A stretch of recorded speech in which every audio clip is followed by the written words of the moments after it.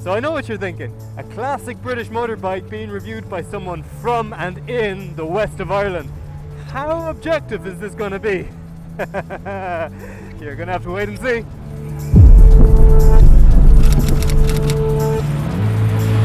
Hello, welcome to An Ordinary World. I'm Fridia and this is my 2014 Triumph Bonneville T100. This is my 30,000 kilometers owner review. It's my bike, I own it, I can say what I want, and since it is my bike, it's very dirty. I decided not to wash it for this video because this is the bike I use every day. It's my daily rider. I live in the west of Ireland. If anybody's ever rode here, they will know how impossible it is to keep a bike clean. In fact, I cleaned this bike 2 days ago, thoroughly, and the state it's in now is after 2 days of riding on it.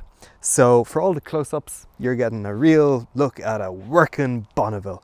And that's what it is. It's my workhorse. I've owned it now for 5 years. It's got 41,000 kilometers on the clock. I bought it in 2018 with 10,000 kilometers on it. So let's quickly run through the specs. We've got an 865cc parallel twin fuel injected with an alleged 68 horsepower and 68 newton meters of torque on release, obviously, 8 years ago or whatever it is. She's 205 kilograms or 482 pounds dry with a 16 litre tank or 4.2 gallons. Got single discs front and rear, 5-speed gearbox and beautiful twin clocks up front. Tubed tyres, radiator, fake cooling fins, and of course an optional centre stand. I don't know why they couldn't just put a centre stand on it stock, but there you go. I'll take it down off its centre stand now so I can show you the riding position. I'm a small person, I'm 172 centimeters, and this is the riding position. I love it. I'm going to channel my inner Freddie Dobbs now and let you hear her exhaust because, oh.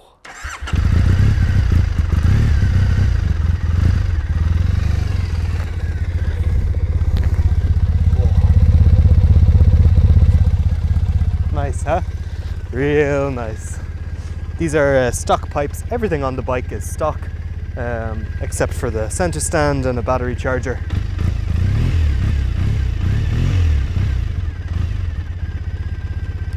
Love it. Never gets old.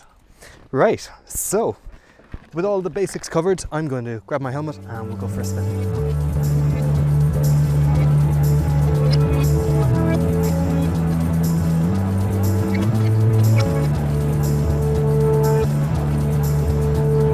So the first thing that people notice, I reckon, when they sit on this bike is just how good it feels. It has such a nice, relaxed riding position, nice wide handlebars, which makes it really responsive and nimble, even at high speeds. And the stock seat, which is the seat I've always had, is very comfortable. I have sat on it hour after hour. Of course, the lack of a windshield it means that, okay, after about 120, 130 kilometers an hour, yeah, you're going to feel it against your upper body. But of course, you know, you can put windshields on these bikes. I just choose not to. I prefer the look of it without one. And I don't really mind the wind pressure. I don't tour on this bike, but it's not slow either. I mean, of course, it's not the fastest bike in the world by a long shot, but max torque is like 3,000 or 3,500 RPM, which is nice and low, meaning you can get all of those horses running nice and quick. I'm riding on a road at the moment which has a speed limit of 100 kilometers an hour, and 100 kilometers an hour for this bike is like a Sunday afternoon stroll. That's what is it, 60 miles an hour. This bike will happily do 120, 130 without complaining on the motorway for hour after hour. Yeah, no problem. Not vibration-y. Above 140 she does start to vibrate a bit. Top speed is about 180, 190 kilometers an hour. That's about 110 miles an hour. That's theoretical, of course. I've never put that to the test, not a chance. So she's certainly not slow. She's well fast enough for any legal and day-to-day riding. It does, however, lack a 6th gear, which it makes up for by having a really long 5th gear. But yeah, it doesn't quite make up for it, to be honest. I sometimes do miss a 6th gear just for, you know, hours on the motorway. Yeah, it would be nice to have a 6th gear. I've often ridden this bike with my girlfriend on the back. over long distances too. Now she's a small person, she's quite light, but that said, with the adjustable rear shock you can easily take heavier people on the back with you, and as I said, the engine itself, it'll barely feel them. It won't have a problem there at all. So who is this bike for? Well, probably people like me, or people like me when I bought the bike. I lived in the city, I was commuting every day through city traffic, and the Bonneville has a really narrow frame and really slight profile, which makes filtering a dream. But of course my family lives in the northwest of Ireland, where I'm riding now, so I would often cross the country, which is a 2.5 hour ride, a mix of motorway and country roads, and yeah, the bike did that superbly as well. Of course it's not going to be as comfortable as a tourer on the motorway or over long distances, but it doesn't struggle. What we'll do is we'll go up the mountain to get some rough gravel roads, because there is a hidden character to this bike which you may find surprising. Speaking of cornering, by the way, the ground clearance, nah, it's laughable, honestly.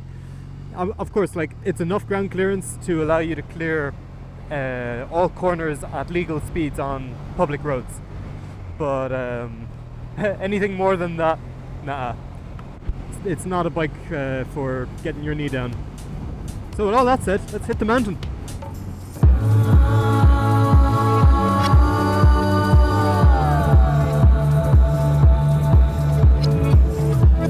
This is classic Ireland. Sometimes it's hard to know whether the speed limit is a limit or a dare. 80 kilometers an hour on this road. We dare ya! Let's go.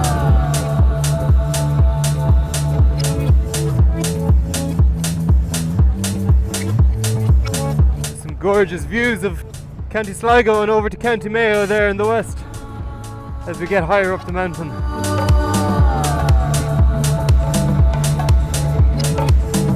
Wow, look at this.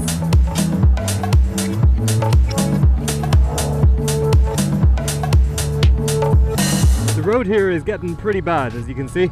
Plenty of loose gravel and we're on a track, but that just highlights another really interesting characteristic of the Bonnie, in that she is a surprisingly good off-roader. Not that this is off-road, but I have ridden her off-road, well, as much off-roading as I can manage on a Bonneville.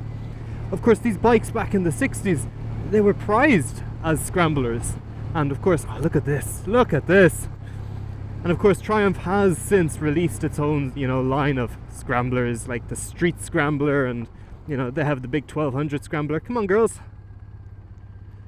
But they're mainly for show. No serious off-roaders are going to take those out onto the trails. But the character is still in this bike. She is heavy, absolutely heavy, yes. But she carries that weight so low to the ground, and her torques come even lower. I'm gonna take you over. That, yeah, you could just raise the exhausts up a bit and put some knobbly tires on her and off you go. That sounds like a good day of off-roading fun. Of course you'll be limited in comparison to modern enduro and trail bikes. Well, there is no comparison. You're still on a Bonnie after all, but that's the point.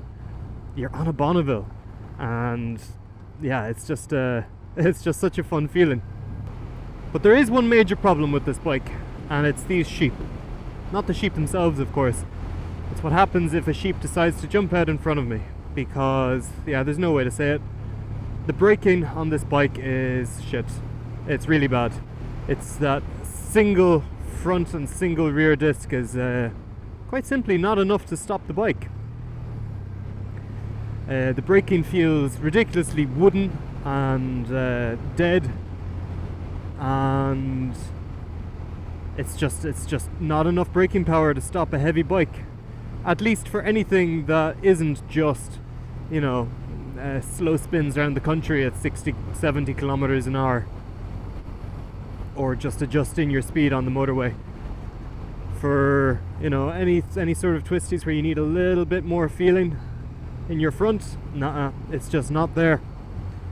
You will either not stop in time, or you'll lock up the front before you realize it.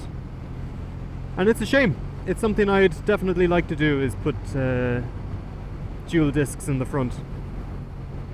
Some people may say it's not necessary, and that's probably fine for some people. For me though, I need a bit more stopping power and feeling from my brakes, please. But that said, on the other hand, the suspension on this bike is gorgeous. It is more than enough for your, average daily riding. I've taken this bike on the track, which is hilarious considering its terrible ground clearance. And for Irish roads and for mountain roads like this, which way do we go? Shall I go away? I have no idea.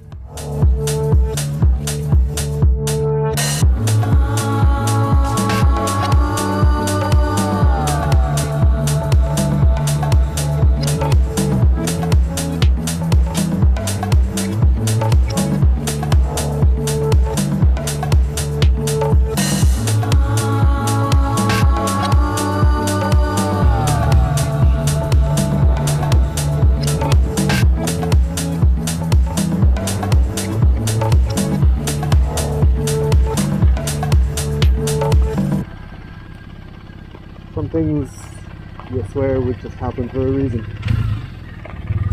What do you think, Feds? Wow.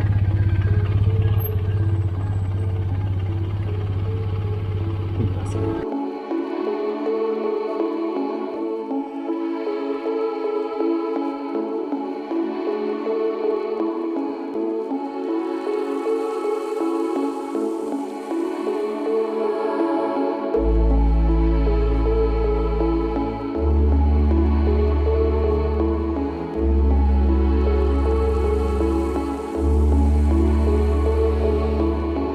So there you have it, the Triumph Bonneville T100 in the northwest of Ireland. Does it belong here? Yeah, it does. This bike can belong anywhere. It will take you anywhere if you give it time, if you let it go at its own pace. It sort of sums up that great maxim of the British Empire: keep calm and carry on, and say what you want about the Brits. They built good bikes. This bike does nothing spectacularly well, but it does everything just about well enough. It's not the fastest bike on the road, not the sportiest, certainly not an adventure bike, definitely wouldn't take it on track again, but she'll do everything while looking damn good doing it, because just look at her. She is the quintessential classic motorbike. Unchanged in design for over 50 years, and I mean, when you get it right, why change it? This bike was my first bike. I basically learned to ride on her. I made all my mistakes on her, and it's been my friend ever since. I know it inside out. She knows me inside out. I know where she can be pushed and where she can't be pushed. And even though she gives me lots of headaches, I wouldn't let her go. I'm not going to trade her. I'm not going to sell her. Even though I like touring, I like adventure riding, and this bike isn't optimal for either of them. This bike is a motorbike. And I mean that in its purest, most fundamental terms. It's hard to sort of sum up. There's a really good review video by Fort9, the Canadian motorbike channel. They reviewed the T100 a few years ago, a later model than this one. And at the end, Ryan, the presenter, summed it up in a way that I can't better. He says, if you close your eyes, and I imagine this applies for people who've never even ridden a motorbike, but he says, if you close your eyes and you imagine riding a motorbike, what it feels like, the motion, and then you open your eyes, well, that is exactly what riding a Bonneville is. As he says, that's why they're so intuitive and why they are loved by so many people. They are the classic motorbike in its purest, most fundamental sense. And as I said, if you let it, it will take you anywhere.